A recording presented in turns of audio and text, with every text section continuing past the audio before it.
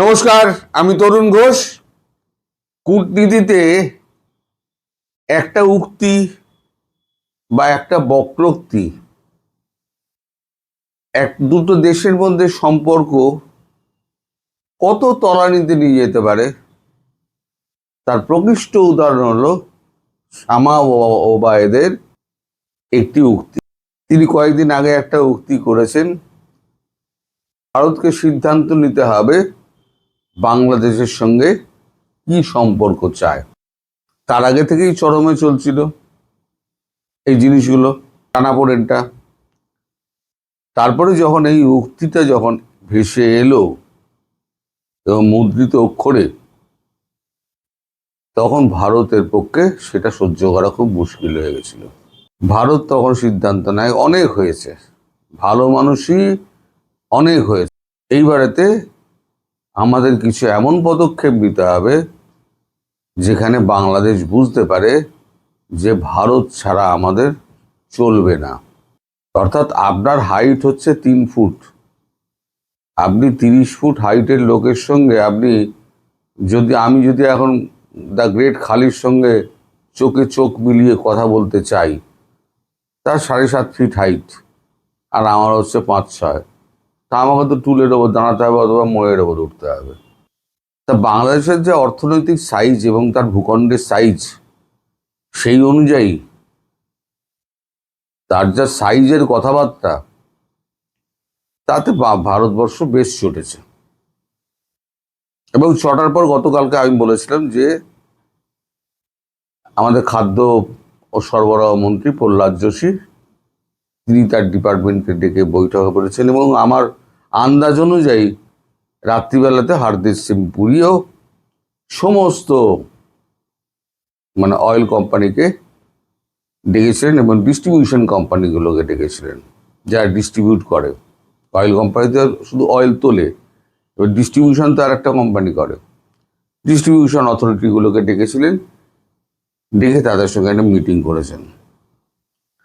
মিটিংয়ে যা জানা যাচ্ছে, এটা অ্যাপ্রুভালের জন্য এবার ক্যাবিনেটে পাঠানো হবে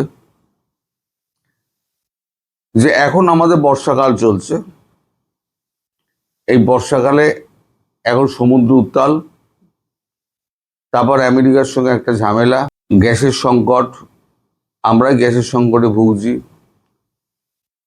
এবং বর্ষায় আমাদের এখানে প্রচুর ফসলের ক্ষয়ক্ষতি হয়েছে। ফলে এখন থেকে একটা ন্যারেটিভ তৈরি করো যে আমাদের নিজেদের দেশেই খাদ্য এবং গ্যাস এবং তেলের অভাব। ন্যারেটিভটা এখন থেকেই তৈরি করা হবে। হ্যাঁ, অথচ তার মানে এই নয় যে আমি কাল থেকে আমার সব বন্ধ হয়ে যাবে। ন্যারেটিভটা তৈরি হচ্ছে এইভাবে, আগামী 2-3টে সপ্তাহ এই ন্যারেটিভটা চলবে যে আমাদের এখানে সত্যিই খুব অভাব। তারপর ধীরে ধীরে ধীরে ধীরে কাটল অফ যেগুলো আছে সেগুলো হবে।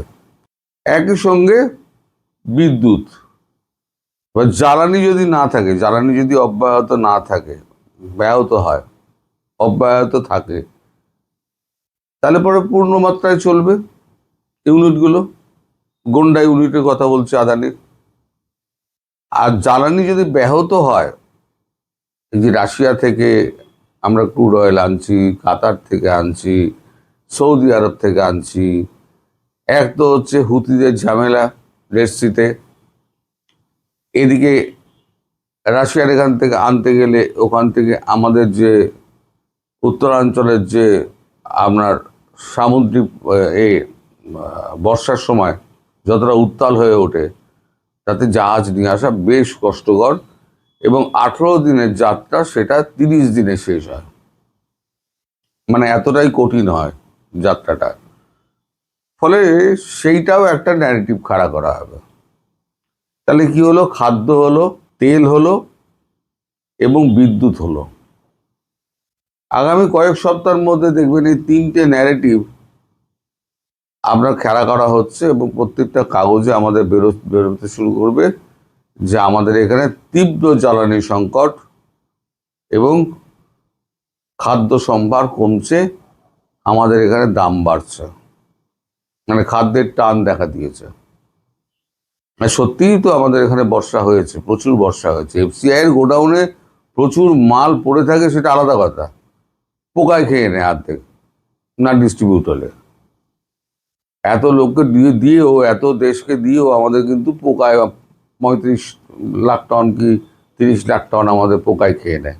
এবারে আর একটা কথা যেটা হয়েছে সেটা হচ্ছে ইসলামিক ন্যাটো।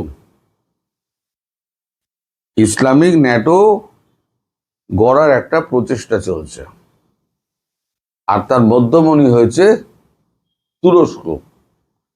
এখন তার্কির সঙ্গে তো বেশ মাখো সম্পর্ক বাংলাদেশের। তা আমাদের এখানে একটা খবর বেরিয়েছে, চর্চায় ইসলামিক ন্যাটো, বাংলাদেশ যোগ দিলে ভারতের জন্য কতটা চিন্তার,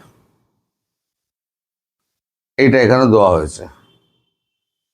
তলায় লেখা হয়েছে, এটা আস্তাক করেছে, তলায় লিখেছে, তুরস্কের সঙ্গে বাংলাদেশের সাম্প্রতিক মাখো সম্পর্ক নিয়ে বেশ আন্তর্জাতিক মঞ্চে জল্পনা উঠল। জল্পনা কল্পনাকে উস্কে দিল তুরস্কের সংবাদ মাধ্যম ইয়েনি সাফাক। পাকিস্তান ও তুরস্কের বাংলাদেশের ডিফেন্স সেক্টরে সহযোগিতা বাড়াবে। তুরস্কের সঙ্গে বাংলাদেশের সাম্প্রতিক মাখো সম্পর্ক ঘিরে ফের আন্তর্জাতিক মঞ্চে জল্পনা উস্কে উঠল।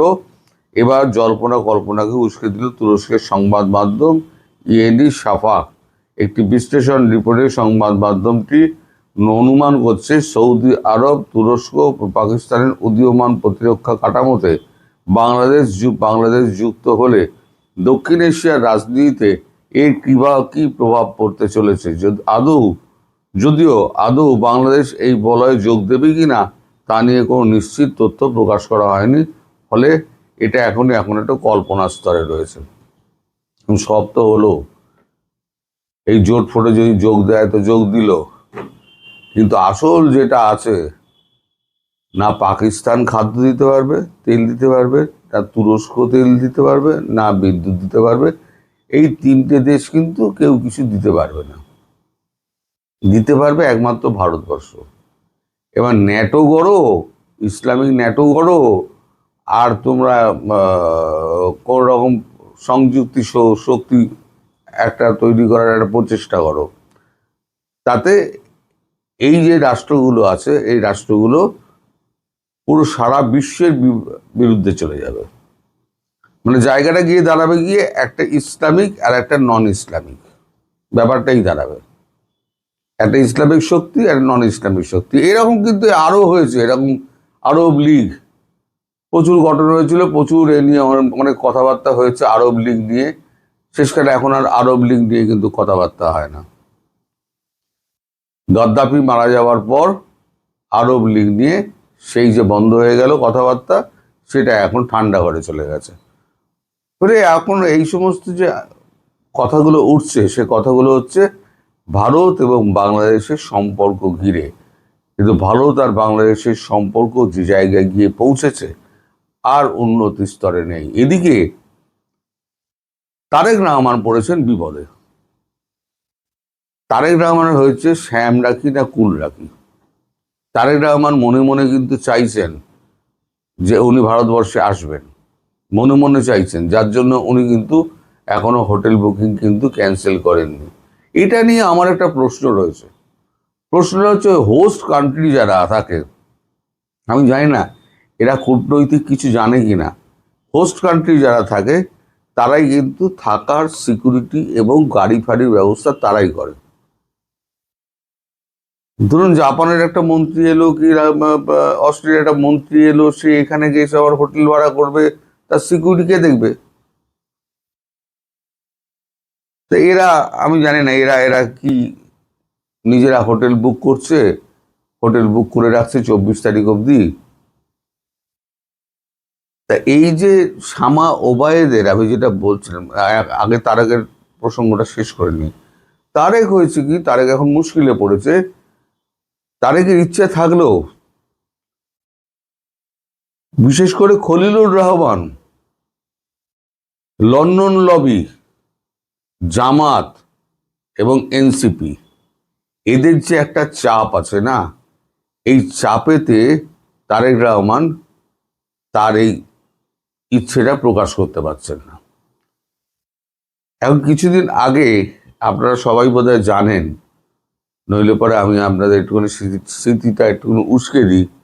আপনাদের এই যে খলিলুর রহমান আছেন, তার সঙ্গে তারেক রহমানের একটা ব্যাপক একটা গন্ডগোল হয়, এবং সেখানে এত শাউটিং হয় যে শাউটিংটা বাইরে চলে আসে, শাউটিংয়ের মানে এগুলো আওয়াজগুলো বাইরে চলে আসে। কারণ খলিলুর রহমান বলছে আপনার ভারতে যাওয়া উচিত নয়, কারণ চীনের সঙ্গে আমাদের সম্পর্ক, আমেরিকার সম্পর্ক ভালো নয়। চীনে আমরা গিয়ে বিপদে পড়েছি।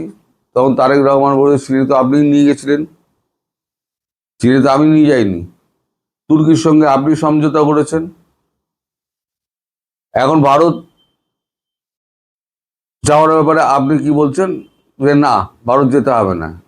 তাহলে পরে কি হবে, আমেরিকা অসন্তুষ্ট হয়ে যাবে। আপনি যদি ব্রিক্সে যান, কারণ আমেরিকা ব্রিক্সের বিপক্ষে। তাহলে আপনি যে এই কাণ্ডগুলো করলেন, তখন আপনি চিন্তা করেননি যে আপনি কিসের পররাষ্ট্রমন্ত্রী? আজ পর্যন্ত একটা বিদেশি রাষ্ট্রের কোনো নেতাকে আপনি বাংলাদেশে আনতে পারলেন না, এটা আপনার ব্যর্থতা নয়? এই নিয়ে নাকি প্রচুর চেঁচামেচি হয়েছে। তার মধ্যে জামায়াতও এখন কিন্তু বুঝতে পারছে যে এই যে চালটা চালা হয়েছে না, ভারতকে ভেবে দেখতে হবে। এই যে কথাটা শামা ওবায়েদ যেটা বলেছেন, সেটা ভারতের মানে এতে আঁতে কতটা লেগেছে সেটা এখন বুঝতে পারছে এই তার পরের কাণ্ড কারখানা থেকে। এখন জামাতও চাইছে এই ব্যাপারটার একটা নিষ্পত্তি হোক। জামাতের একটা গ্রুপ চাইছে এই ব্যাপারটার নিষ্পত্তি হোক। বিএনপির একটা সেক্টর, যেমন ফখরুল সাহেব, তারপর রিজভী সাহেব, এনারা চাইছেন যে না, রিজভী সাহেব যতই ইন্ডিয়ান শাড়ি পরাক, সেটা রাজনীতির জন্য, কিন্তু উনি চাইছেন, ফখরুল সাহেব চাইছেন না, ভারতের সঙ্গে যোগাযোগটা রাখো, কারণ ভারত ছাড়া আমরা বাঁচতে পারবো না, ভারতকে প্রতি মুহূর্তে আমাদের দরকার। সেটা এখন মানে এত দুর্বল হয়ে গিয়েছে, মানে প্রতিবাদের জায়গাটা এত ভারী হয়ে গিয়েছে, এবং ইচ্ছার ব্যাপারটা এত মানে ছোট হয়ে গিয়েছে, একটা হালকা হয়ে গিয়েছে, যে ওই বর্বটা ছেড়ে তারেকের পক্ষে বেরিয়ে আসা সম্ভব নয় এখনো পর্যন্ত। কাল কি হবে আমি জানি না। তাই মোদিজির যে ওই যে চরমপত্রটা, এইটা আসার পর কিন্তু সব ঘাবড়ে গেছে, যে এটা তো ভারত বাংলাদেশ আশা করেনি। বাংলাদেশ আশা করেছিল কি মোদিজি আরো চুপচাপ থাকবেন, আরো বলবেন আসুন আসুন আসুন বলবেন, কিন্তু শামা ওবায়েদের ওই কথাটার ভিত্তিতে মোদিজির যে ওই যে চিঠিটা পাঠানো, আমি 24-25 আমি থাকবো, তারপরে আমি অ্যাভেলেবেল নই, 22-23-24 এই 3 দিন, তারপর আমি ব্যস্ত হয়ে যাব সারা বছর। আচ্ছা, আপনারা বিশ্বাস করেন নরেন্দ্র মোদী তিনি সারা বছর ব্যস্ত হয়ে থাকবেন? যখন উত্তরপ্রদেশ এবং পাঞ্জাবে ইলেকশন আসছে, এগিয়ে আসছে, তখন উনি দেশের বাইরে থাকবেন? উনি তো 2 মাস আগে থেকে প্রচারে বেরিয়ে যাবেন। উনি প্রচারে যাবেন, আবার দিল্লি আসবেন, আবার প্রচারে যাবেন, আবার দিল্লি আসবেন। দুটো তিনটে জায়গায় তো নির্বাচন আছে। তাহলে এটা হচ্ছে গিয়ে অজুহাত, মানে এলে এসো, না এলে ফাইনালি আর আসতে হবে না, তোমার জন্য দরজা বন্ধ। এইটা বাংলাদেশ বুঝতে পারেনি। এখন বাংলাদেশ বুঝে যাওয়ার পর এখন একটুখানি টলমলো হয়ে গিয়েছে, যে এইরকম একটা কড়া সিদ্ধান্ত ভারতবর্ষ নেবে সেটা আমরা বুঝতে পারিনি, ফলে আমাদের এখন একটু সমঝে চলতে হবে। এখন দেখা যাক সামনে কি হয়। আপনারা দেখুন, সবাই ভালো থাকবেন, সুস্থ থাকবেন, এবং সাবধানে থাকবেন। নমস্কার।